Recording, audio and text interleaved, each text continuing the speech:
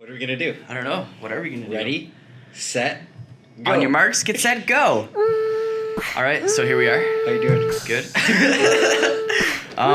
So this is technically the first podcast that we're going to do. We'll say this is our first regular season podcast. First regular season podcast. Yeah. Season 1, episode 1. The first was an exhibition. Yeah, it was an exhibition game. Remember to look at me this time. I know. I had a hard time. Like, I see myself in there, and I'm just so distracted by myself and what I'm doing. So I had to look at you. What are you doing? I don't know. What are we doing? Why are we here? What is the purpose of this? I think it's cool that we each have our own mics this time. Yeah, The sound absolutely. is going to be a lot better. A lot better. Because we put one mic in the middle of a table about this big.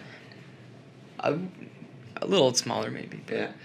And, and we got Matty Boy over there just helping us with our PA. PA. Matt. Special shout out to Matthew Stolaric. He does photos and videos, and he plays in bands, and he's a really cool guy. Mm-hmm.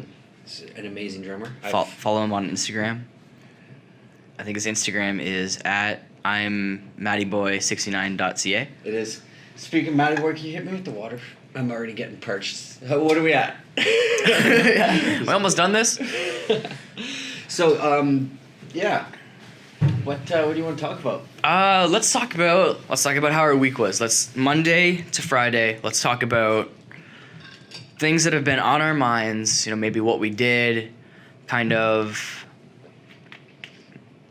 Where we're going. Yeah. I had my first production video shoot. We had 3 cameras going. Sweet. 2 Sony NXs, an Osmo. We had a boom set up, which went directly right into the camera, so it's not like you have to sync anything, which is nice. Everything's already done. Everything's already done. But I honestly, I want to reshoot everything. That is how every shoot goes, I want to honestly. reshoot it all. I'm probably going to use it, but I would do so many things differently. Mm-hmm. Mm-hmm. Yeah. But that's part of it. That's part of the gig.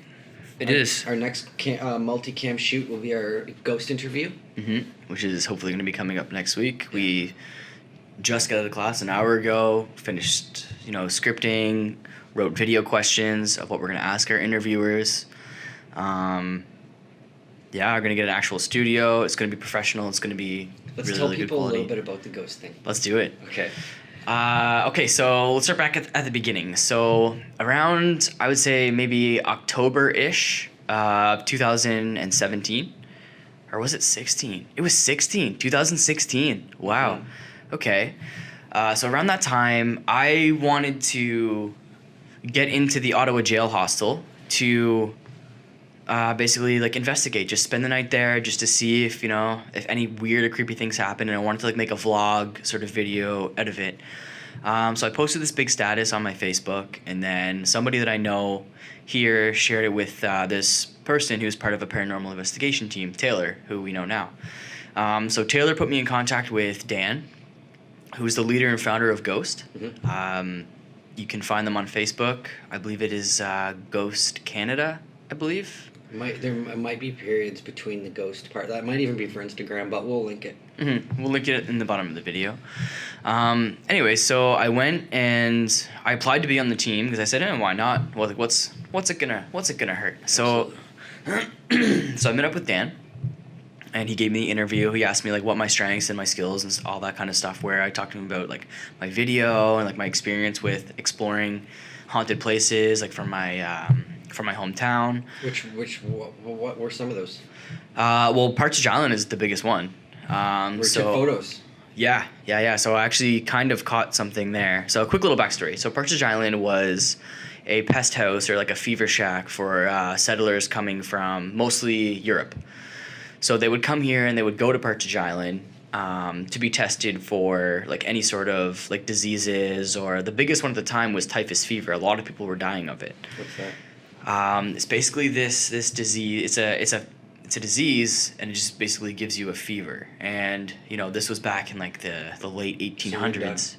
Sorry? So you're finished. Yeah, with the medical advancements, 200 years ago, they didn't quite have all the stuff that we have now. So a lot of people were dying. They'd fetch some leeches. Fetch some leeches. What does that mean? They used to put leeches on the body to suck out bad blood, Really? tactic they used. Really? Yeah. I've never heard of that before. That's pretty cool. So back to your story. Okay, so anyway, so Partridge Island, people were coming here, they were being treated. Some of them were treated, some of them weren't. I think it was something like 1,200 people died, which out of the 30,000-ish, I don't know if these numbers are real or not. But out of the 30,000 that came there per year, only 1,200 had died. So the doctor was able to cure and treat a lot of the people that were coming in. So this was a hospital you're talking about? Well, yeah, it's a hospital on an island. So it's right in the Bay of Fundy. So people had to come here, be tested, be treated. That would make sense because it was you'd go there first, and then if exactly, it was a quarantined area. I guess. That's exactly what it was. It was a quarantine zone for people who might have been sick. So right. Once you were cleared to go, boom, you were allowed to come to Canada. You were allowed to be in St. John, New Brunswick, which is where I'm from. Is that how you got here? It is, yeah. 200 years ago, I'm a time traveler. Didn't you know? So what kind of things happened? Okay, so it's this place has been shut down for a while. We'll say, I don't know, somewhere between 50 and 100 years. No one really goes there. It's all fenced off. It's illegal to go there. But almost every child who was born in St. John, New Brunswick goes there and explores. So there's, broken glass, graffiti, it's completely destroyed. It's not a pleasant place to go and look at, but it's really, really cool because there's tunnels and you can kind of see the old buildings and where the old hospital was and all that kind of stuff. So I went there with my camera one time and I'm in the tunnels in the basement and I'm just, taking pictures with my flash because it's pitch black down there. And there's one picture that I was looking at, and if you zoom in, to me it looks like there's just a little boy standing in the corner with his arm on a pole and he's looking at you. And I thought that was kind of weird. I posted it on my Facebook. Everybody was like, that. I did see that. Yeah, some people were kind of some people thought that it was just graffiti on the wall, but there was no graffiti in that part. Maybe it was mist or smoke or something. Did you show it to Dan ever? I did, yeah. It's inconclusive. Dan's not sure. He thinks it could be matrixing because once you point it out to someone, then they can see it. You know what I mean? So that matrixing is a big thing, which we actually learned about from doing investigations with ghosts. Yeah. Because our brains are wired to recognize patterns and since we're children, little babies and infants, we recognize faces first. That is the first shape that we recognize. So if you point out a face in something, whether it's a photograph that could be a ghost or in a haunted area, if you point out a face, people are gonna be oh yeah, that's a face. Or if you see it in a cloud or on the moon, there are many accounts of matrixing all over. Yeah, you're right. So that's kind of what got me into this whole wanting to know more. Because I personally don't believe in ghosts, but I like the idea that, maybe spirits, pass on, but the residual energy of that person can remain and can still, live in, the places which they existed in. It would be so cool if we could find a scientific explanation for, what people see and what people experience. Yeah. Exactly like that. There is none right now. We refer to it as supernatural. Mm-hmm. So... that's basically what it's qualified as right now. Supernatural. But apparently, I don't know if this is right or not, but I have heard that it's 50% of the population believe in ghosts, 50% don't. Yeah, so... That's a big number. Yeah, it's 1 in every second person. Do you believe in ghosts, Adam? I believe... I'll say I'm on the side of yes, only because I would believe in some sort of energy... passage. There's got to be some sort of scientific explanation, which for anything to exist, I feel like there has to be. Absolutely. Some sort of law of physics that allows it to happen. Mm-hmm. Absolutely. But could ghosts exist? Yes. As long as they are able to exist within this. Mm-hmm. I have a really hard time believing in things that I can't see and fully understand. This table, for example. I can fully see this table and I can touch it, I can feel it, I know this table exists. Where if somebody comes to me and they're I thought I saw a shadow person walk down the hallway, I'm kind of okay, prove it. Mm-hmm. I need to see this shadow figure. I need to be able to almost study it in a sense, just observe, capture it, document it. Get the Ghostbusters involved, you so know? That's basically what we're trying to do here. Yeah, we're not trying to catch them yet. Not yet. But we're definitely trying to document these things, or we're at least trying to document things that have happened and that have been on TV shows now, and then debunk that and be like, hey, like this is what's really happening due to these electromagnetic pulses, whatever. Light orbs being another big one too, and like dust particles. Yeah. So like I've gone on YouTube and I've seen so many people who have posted stuff where they're in their garage and they see like dust particles flying and they're like, oh my god, there's so many ghosts in here, and they're freaking out. Whereas like to me, I'm like, okay, number one, most likely dust and most likely light reflecting off the dust. But the thing that really gets me, I guess, is like if you see like a light orb and it kind of like it's erratic, you know what I mean? Like there's no, like it doesn't go with the wind or it's not steady. Like, okay, maybe that is something, maybe that is some kind of like energy thing there. But I can't prove it. Like we can't prove it. Nobody can prove it. So I can't believe in it. Therefore, yeah. Just one of those things, I guess. Well, that's what we're kind of on the search for, I guess. That's what we're trying to do. Yeah. Anyway, we've been on 5. Yeah, something like that. And there's some more coming up. How are your investigation skills, you feel? They've improved a Yeah, lot they over really the year. Like as well as our videography skills too, because we were hired to go and like film and document everything to the best of our ability. And it's like we have this system down now where we show up, make sure everything's charged, we get the shots that we need. Like I think we storyboarded stuff out for the Willow Inn, and we got all the shots that we wanted to get, which is pretty good. Very, very, very cool. Mm-hmm. And basically, we came on board as videographers. Yeah. But they basically have been training us / really needing us to become investigators. When you're out there, even if you're a camera guy or whatever, I mean, you're in a haunted house.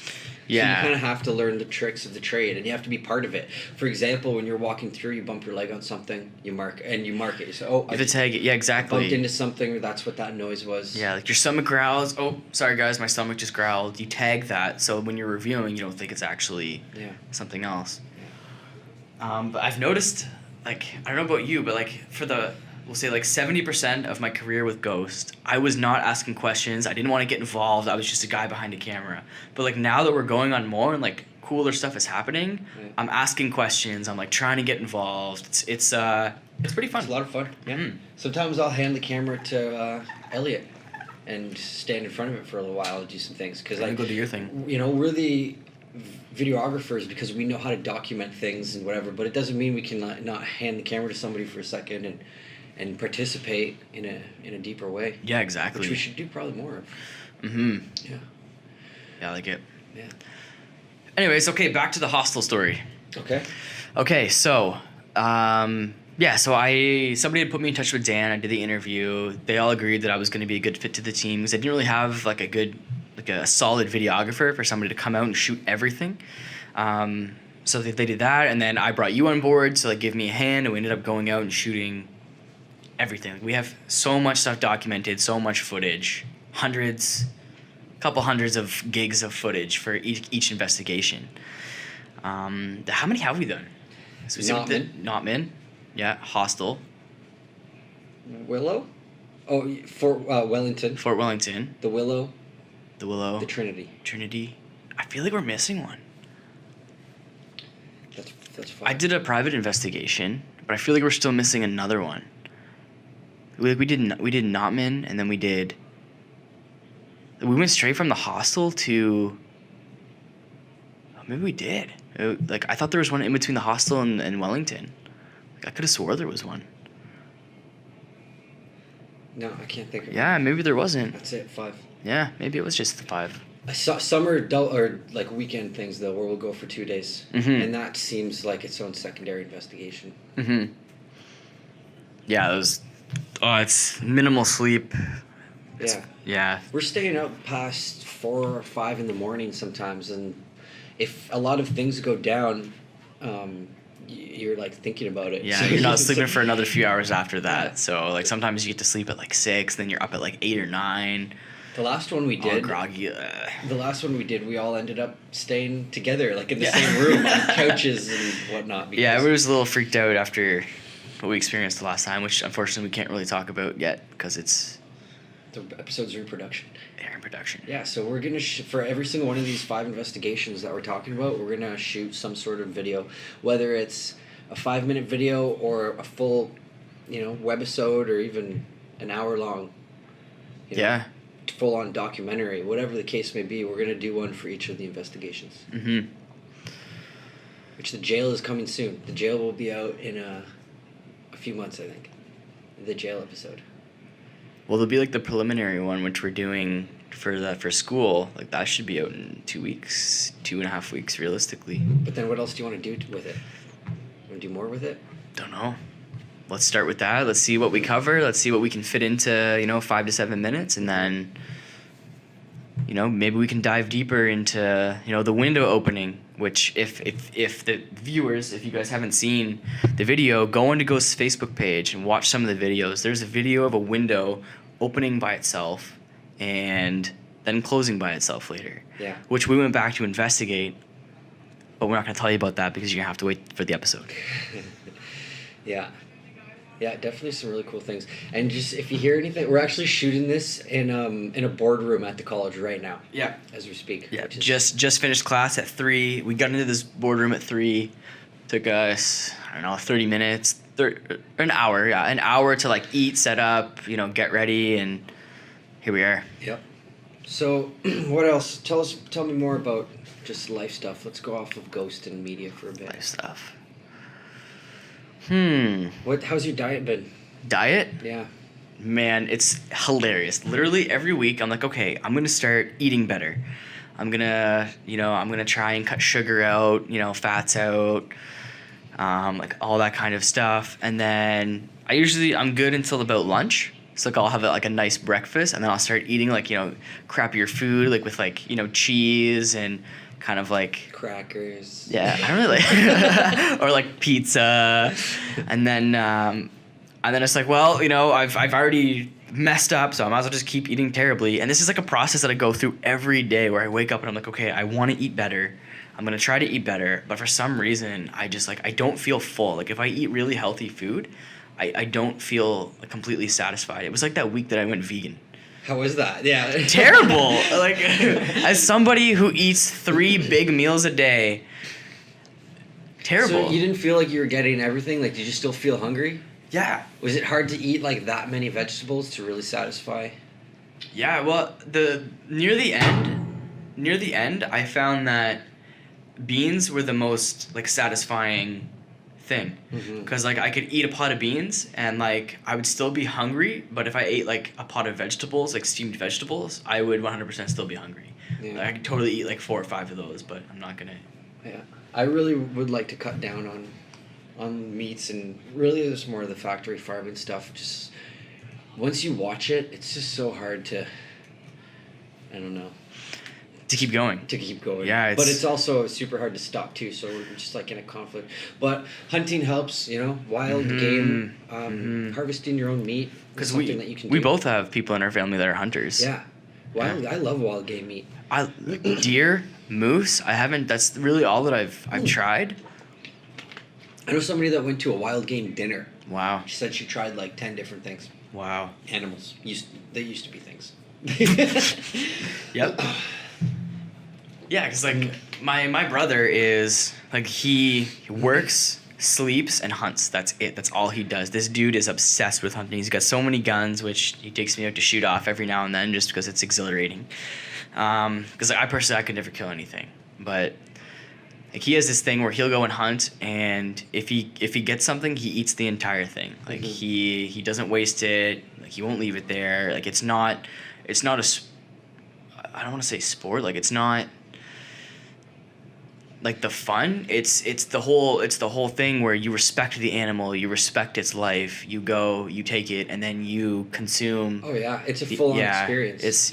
So there is something that you get out of it. More than just meat, and more healthy meat. Yeah. You get a feeling of fullness, fullness not in your belly, but in your life. In your spirit and soul, and all that kind of stuff. While you're eating it, you're like, man, I what I went through to do this, I actually had to harvest the animal myself. You got to skin it, you got to prepare it, you got to cook it, and now you're eating it, and it just makes you really appreciate it a lot more. And Absolutely. It's a lot different from going to a grocery store and Yeah. just grabbing it off the shelf. Yeah. I personally, I think hunting wild game is, I don't want to say more humane, but I would say that it's better. It's 100% more humane. Yeah, as compared to like farms where there's just like hundreds of cows and their lives are strictly just to be milked and slaughtered. That's it. Hunting wild game, personally, I think, is way more humane than doing that. Because at least you know that the animal, whether or not, like, whether you take its life or not, you know that this animal lived a solid life to be where it's at right now as a muscular, animal in the wild. And that's just like the circle of life. I mean, that thing is lucky that it's alive. Like, everything's just being eaten out there. The fact that these animals even get to that age is a miracle. We're literally just coming in and taking what we need. It's all going to happen anyways. Yeah, absolutely. Like for example, like maybe if you were born into it, but right now, if you went out into the woods, everybody, like, okay, let's play this scenario out. Okay. Society completely disappears. There's no buildings, there's no technology, there's absolutely nothing. Like, no clothes, everything just vanishes. It's just all the humans are still here, but Technology gone. technology, everything that humans have designed and built is gone. It's just us and nature. We'll say like a solar flare hits and cuts everything out. Or like Dr. Evil or something like that goes and just warps time. And, Elon Musk goes crazy. He's a real evil scientist. Elon Musk immediately destroys all technology. So, like, how long do you think that you could survive in nature with other humans also trying to survive? Right off the bat, half of us are going to die from starvation because there's factory farms shut down, and all that. Like, we're all going to start. How many people? 7 billion? Or more than 7 billion? Yeah, like somewhere around 7 billion people. Well, That's I mean, a lot like, of mouths to feed.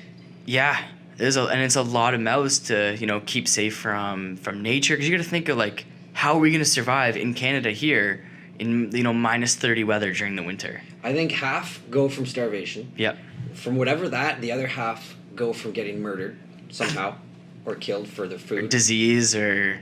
Then there's diseases. When people do get sick, now we don't have medical attention. We have nothing. Yeah.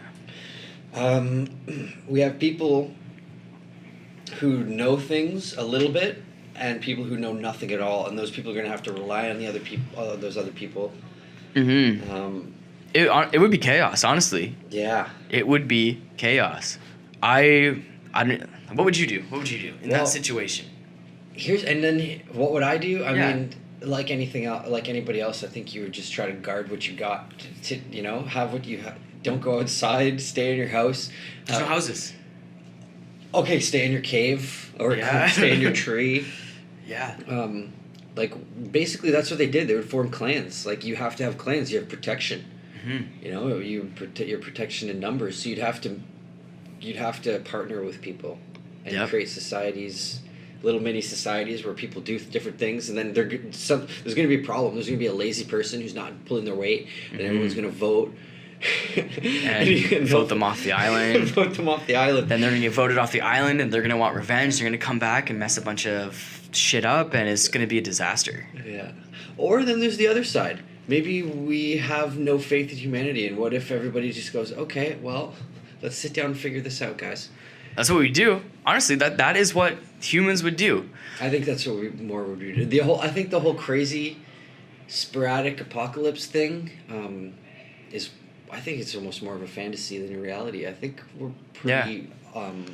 Like, I genuinely believe that there would be a period of chaos. Like, there would have to be. Like, right now, like, if we were just stripped of all technology and everything humans have ever created, and we were just forced to live in the elements, there would be a period of chaos. And like you were mentioning, like starvation, disease, like maybe you see somebody who has a lot of food and you haven't eaten in 4 days, you're gonna try and take that food.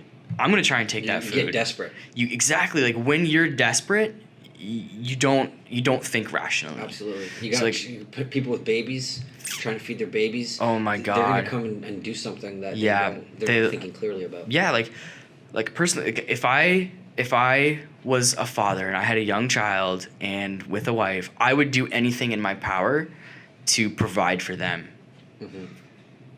I had to kill, I would probably kill another human for them. I think we'd all have to do like.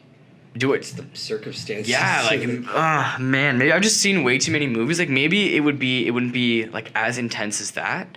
Like, maybe it would be like chill because, you know, like the pollution, you know, wouldn't be like hindering plant growth, and you know, we're not tearing down forests to build buildings. So maybe more things like more fruits and vegetables and like natural things that we can eat would occur. So maybe it would just be like a field of food. So maybe it wouldn't be as bad as we think it is. I feel like living off-grid living should be like taught in schools. Almost. It should be like a subject. Yeah. Off-grid living. So like all these people that do live off the grid right now, which there's a ton of them, they're going to be fine in that circumstance. They know how to run a perpetual lifestyle with very little,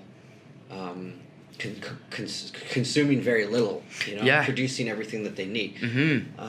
Minimal waste, recycling, like all that stuff. Like they have these, you know, self-sufficient homes and areas that they could literally survive and be happy like forever. Here's actually a cool point that I think I saw this in one of those shows where this lady was saying she assumes that other people are going to try and ask for water, you know, come to her property. She's a prepper. She's all ready to go. So what she said is she would dig holes or like and put stuff underneath rocks, little medication, medicine, little health care package. And if somebody came and was like, we need help, and you know, when she saw them, she's like, well, I gotta, you know, you have to leave. I got a gun on you, and you gotta get out of here. But we need water. You need water? Okay. Dig it up under over that there. rock. And they're like, oh, well, we need this too. And it's like, okay, it's starting to get sketchy now. We gave them the water. They're still asking us questions. Like, what else? Like, they're obviously into it more. But if they say, okay, give me the water. You have water? Thank you. And they leave, you know, then you kill them. Twisting the plot. Twisting the story. So, yeah. I don't know. I feel like that's a good tactic. Absolutely. Yeah. You still want to help people, but you got to protect yourself too. Exactly. And that's the thing is like how much of yourself do you leave open for somebody else to take advantage of you? So like in a situation like that, like that would be a perfect scenario. That'd be a perfect option. Okay, so you just said you'd never kill anything. No. So how would you go vegetarian, or would you partner up with a hunter? Good question. Now we're adding trading into the mix. Yeah. Here's actually something I know. One of my good friends, Joe, he has this survival pack. He's got a plan. He actually went and bought a vest on eBay, which just got pockets all over, like military style vest.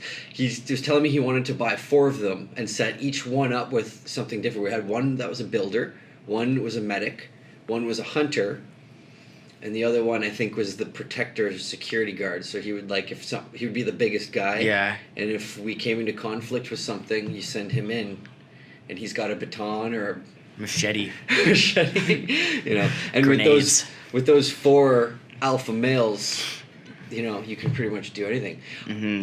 I have never killed anything yet, but I'm in the process of doing that. I want to get my hunting license. I want to go and shoot something, and if you shoot it, you gut it. You know, you got to do it right there. Yeah, you got to eat the whole thing too. Not everybody prepares it, butchers it. Not everybody does it. Yeah, which is fine. Which is fine, but I want to learn how to do that too. I want to butcher all of my animals, and I would like to get to the point where I go out and, you know, get a couple of animals. My dad gets some animals, and we're set for the year. We don't have to do any factory farming, but that's eating meat like a couple times a week also, which I think is fine. Yeah, that's fine. You know, you don't need meat with every meal. No. But, yeah, so I think I know how to build stuff. I did trades for 10 years. Will it keep going if it says that? When did that happen? Just now? Just now, yeah. How long has mine been on it? Oh, it just happened. Oh, I think it does cap out at, like... Eventually it caps out. Okay. Sorry, ladies and gentlemen, our cameras just stopped. We are back to our regular scheduled programming. Yeah. So whatever the timing is right now, like, they do eventually stop, but... Okay. Where were we? About 30 minutes. Cool. Okay, so hunting. I want to learn how to hunt. Yeah. I can build stuff. I was roofing for 10 years, interlock, I know I can build. Mechanics, too, I would give myself, like, above average mechanics, but I would not call myself a mechanic. Not at all. hack job, I'd say. No, More of like just- a tinkerer. yeah. Tinkerer.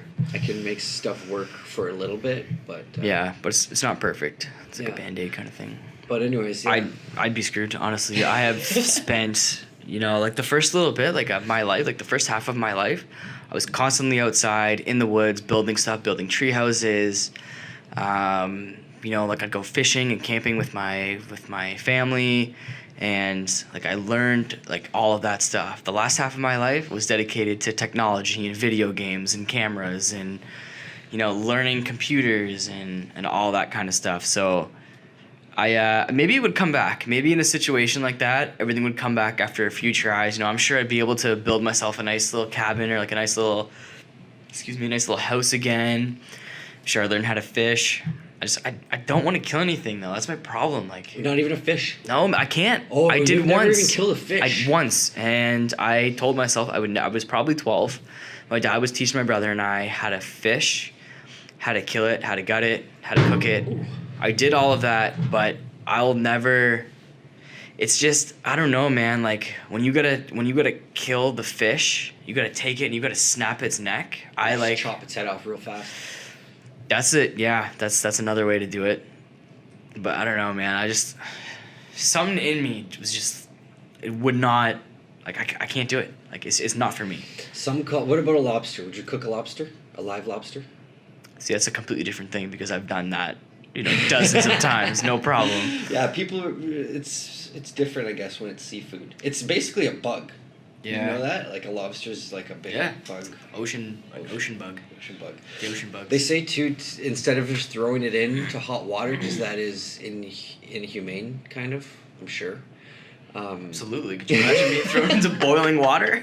Exactly. Jesus. So what you do is you put it in the water and room temperature water, and then you turn it, so you boil it.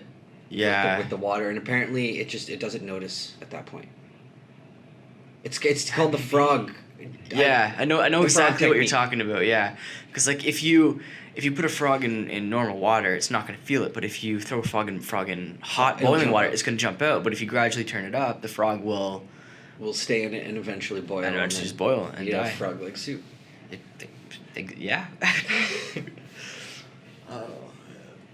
Yeah. So That pretty much concludes that. that segment. Yeah, I think that pretty much concludes that segment. Yeah. Okay, on the topic of weird disappearing technology things, let's talk about the opposite. Let's talk about technology and what it has in the future. And a really, really good example of this is Black Mirror. Mm-hmm. You're a big fan of So you're, good. You're I a think big fan of Black Mirror? I've seen them all. Yeah. Yep, same. Was your I don't want to say favorite, but what was your most memorable like episode or scene from Black Mirror? I liked the first one a lot. Episode 1. with Nosedive? the Wait, Star no. Trek one. Oh, Of season of season the four. new- Of season. Okay, of of the season. new Yes, episode 1 of season 4, the So Star it's- Trek one. It starts off with like old style ratio, old style filming, like Star Trek concept. Yeah. And then goes right into this guy's normal life in high definition, and right off the bat I was like, oh, it's some sort of simulation. I'm in it. Yeah. So that was really cool, and it actually ended in a really cool way too. It's just they go there, Yeah, without giving away too much of the story and stuff like that, I really like how it was a whole like simulation thing that this guy was controlling, because honestly I think that if any of us were in that sort of scenario, we'd get bored and eventually we'd want to like be in control of the simulation. So we would be like forceful, like you guys are going to do what I want to do. This is my game, you guys are going to play how I want to It play. would be a slippery slope. Yeah. And you know what they say is absolute power corrupts absolutely. I know what you're trying to say, but Did I not say that right? I think that's a tweet right there. What is the real one? With great power comes great responsibility. Is that the Spider-Man one? Mine's a real one too. I believe you. I gotta tweet that. What was it? Absolute power Corrupts absolutely. That's a real thing though, I swear to God. Is it? Yeah. Corrupts absolutely. Copy Maybe it it. is. Maybe I'm Copy just it. being a dick right now. Yeah, copy it and Google and search it. Okay. All right. So while I'm looking this up, Yeah, it was just really cool how it started off like the whole like kind of Star Trek like older vibe, and then it transitioned to like let you know that hey, that was something else. We're now into the real, regular scheduled programming. Yeah, very much so. Absolute power corrupts absolutely. That is actually a thing. Who said it? I think it was Lil Yachty. It was Kanye West. Lil Pump. I had a dream of Kanye West last night. It's intense. He was sad. I invited him and Kim to a Halloween party, and they showed up together. And but he was sad. Oh no. And that's the end of that story. Okay, sorry. Absolutely arose as part of the absolute power corrupts. Absolutely arose as part of a quotation by the expansively named and impressively hirsute, Hirsute. I've never seen or heard that word before. John Emmerich Edward Dalberg Acton. It's a big name. The first Baron Acton. He lived from 1834 to 1902. The historian and moralist, who was otherwise known simply as Lord Acton, expressed this opinion in a letter to Bishop Mandel Creighton in 1887. Interesting. Mm-hmm. Learning. So what does that mean to you? What does that quote mean to you? Absolute power corrupts absolutely. Yeah, basically what we were talking about. Like when you have power, you're going to abuse it, and you're going to like it's gonna corrupt. It's gonna corrupt you. Yeah. And I feel like the best leaders on the planet have almost gone through that and come back knowing that it's like I gotta somehow stay in control. Some leaders in the past that did it really well. I mean, I haven't read a lot of books about it. It's just really what I've learned over the years of my life. But Alexander the Great was called Alexander the Great for a reason, because he conquered, but he kind of absorbed. He didn't go around killing everybody like a lot of other famous leaders did from the past. He absorbed these cultures and these people, and he taught. I don't know. If he was charismatic, or maybe they made him seem that way in the history books. Yeah, maybe. It happened so long ago, but I know that some American presidents and even some of our Canadian prime ministers, leaders that did really well. Trudeau. Yeah. A lot of people liked him. Yeah. He's a really good public speaker, and yeah. Elon Musk is doing a really good job. I mean, look at how much power he has. Yeah, did you also see the flamethrower that he built? So absolute power corrupts absolutely. Yeah. But he just launched the Tesla into space. That's insane. Yeah, that's so cool. I was watching it. We could get a live feed going right now. Probably. So do you know what it's doing right now? It's orbiting the Earth, yeah. And do you know where it's going? Mars. Yeah. Past Mars, I thought. It'll keep going forever. Apparently, it's going to be going on forever. It's got a note on it that says, humans made this. Yeah. Or something. Yeah, and there's a human, figurine or something like that, in the driver's seat, in a spacesuit, in the car, in the rocket. I think I was listening to, Joe and Duncan the other day, and they were talking about how there could be, a body in there. Yeah, I know. It's crazy. Yo, you know what else would be cool? What if it's a miniature car? What if he's everyone thinks he's oh my god, I spent all this money launching a big car. He's just let's secretly make a little tiny one. Little miniature. Save a little bit of money. Car, Hot Wheels car. Oh my god, I'm joking. He's got more money. I looked this up the other day. He's worth $20 billion. 20 billion? 20 billion. Donald Trump's around 4 or 5 or something. Billion. Damn. Billion. So he's making rockets. I got $200 in the bank. Yeah. Jesus. Seriously. Matt, did you see the spaceship thing? So, I'll explain it. So, Elon Musk, who's doing SpaceX right now, okay? He's so smart, he just took over NASA's position of space exploration. And he launched one of his rockets, and he dropped a car, one of his own Tesla cars, in orbit around Earth. and it's got GoPros on it or some sort of camera, and he's got a live feed right now that we could watch right now as it's circling the Earth, and slowly as its orbit expands, it will reach as far as Mars, and I think it's going to take some really cool photos or maybe even. just be cool that it's at Mars. I don't know its purpose. I'm sure it has a purpose. Yeah. I'm sure it has a purpose. But I wonder, like, as long as we have technology and your situation doesn't happen that we were talking about earlier, I think this is going to be like a constant live feed forever, as long as we can keep it going. Yeah, but like, here's my question: is like, how is it wirelessly beaming that feed back to Earth? Like what? Radio waves or something. Like what is that technology? How come we don't understand? It's how they communicate with the Mars rover and stuff. They would send. It would take. I think it took like weeks or months. Like they would send a message and it wouldn't do it for months while it was going through. Yeah, because like it would have to, like if it's a frequency, it would have to travel at the speed of light, right? Because light would be like the most. No, it's not at the speed of light. It's slower than the speed of light. Really? Yeah, light is way faster. Okay, so maybe it's on a different frequency there. Like it takes 8 minutes to reach the sun to Earth. It's like 7 minutes and 14 seconds or whatever it is. Well, let's see. Yeah, but yeah, you Google that.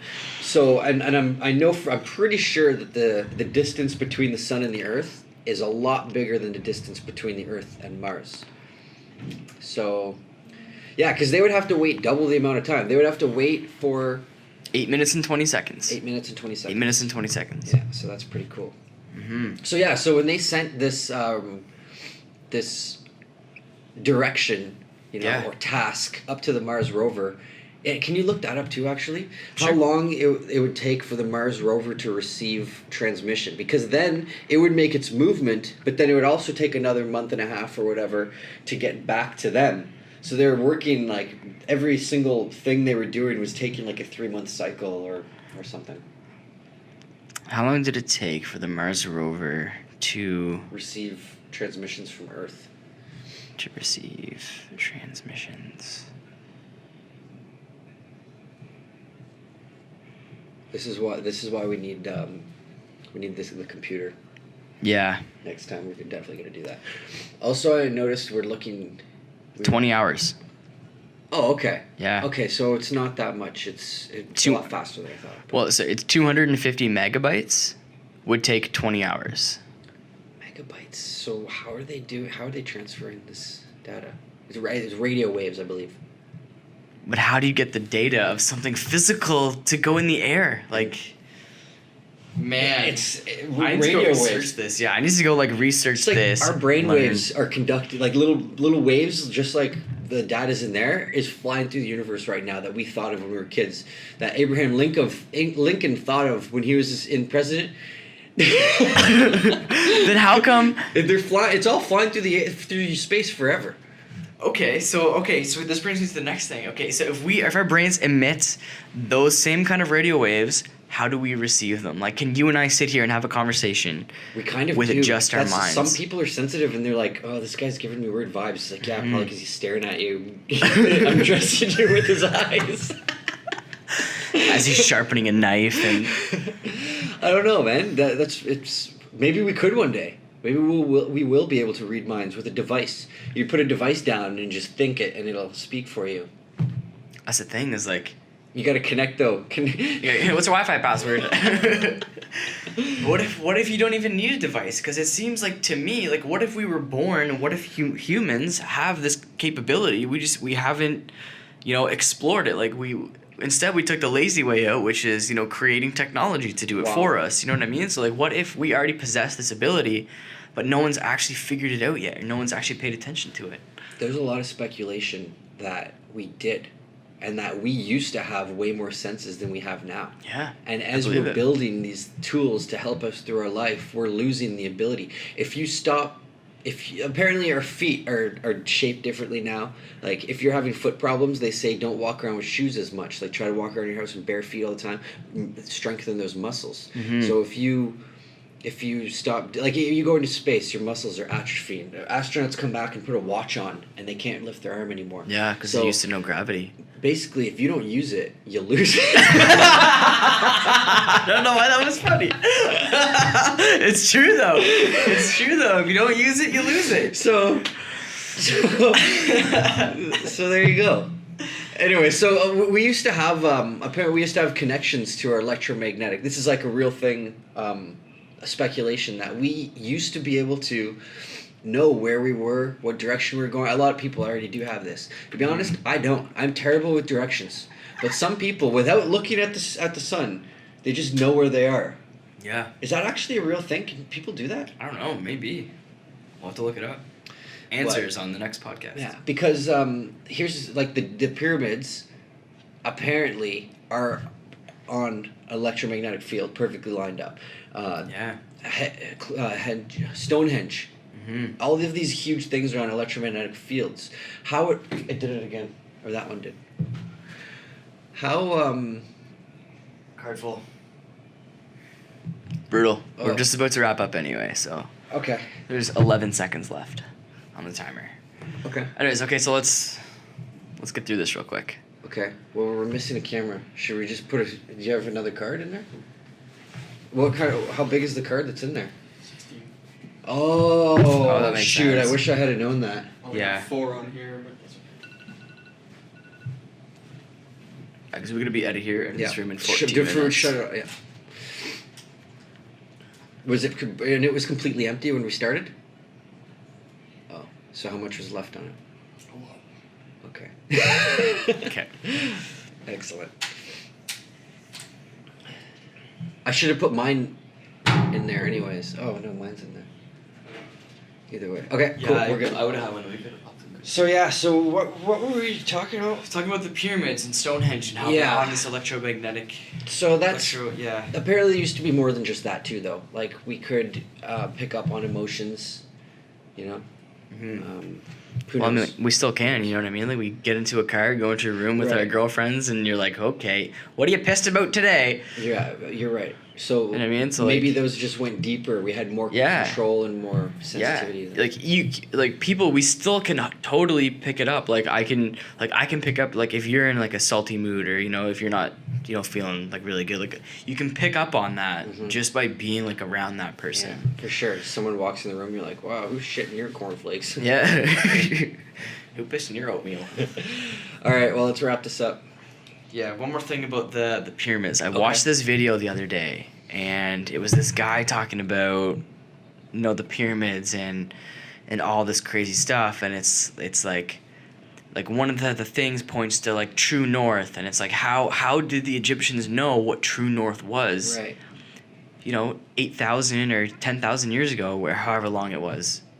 Like, however many years ago it was. Yeah, because here's the reason why that is so important, actually, what you just said. Mhm. You can magnetize a needle and float it in water somehow, and it will point towards magnetic north. Yeah, which is different than true north.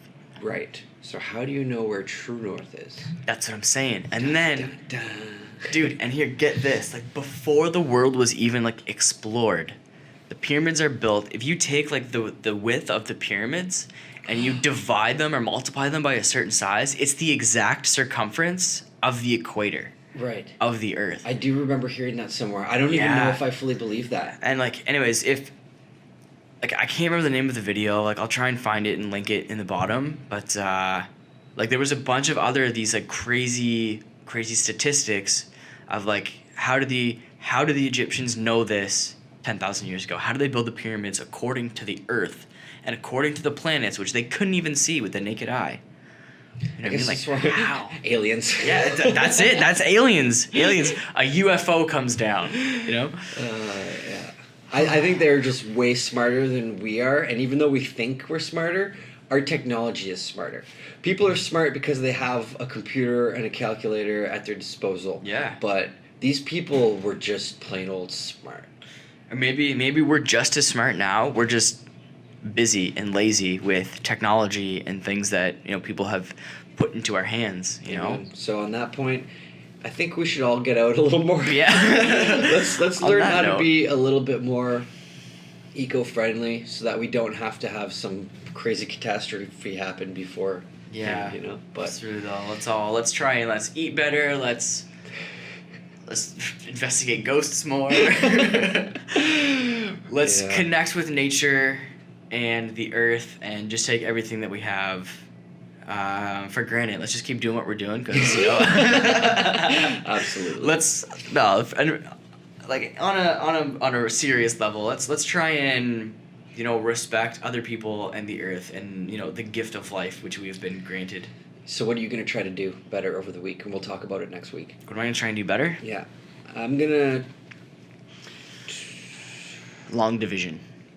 Oh my god, I was just thinking that today. I was like, I came up with I think I needed to divide 173 by 3.